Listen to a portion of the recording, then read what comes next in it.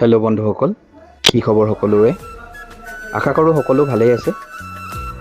আজি ৰাতি ভাত সাজ কেনেদৰে খালোঁ তাৰে এটা ভিডিঅ' শ্বেয়াৰ কৰিলোঁ। ভাল পালে লাইক, কমেণ্ট, ছাবস্ক্ৰাইব কৰি দিব। ধন্যবাদ।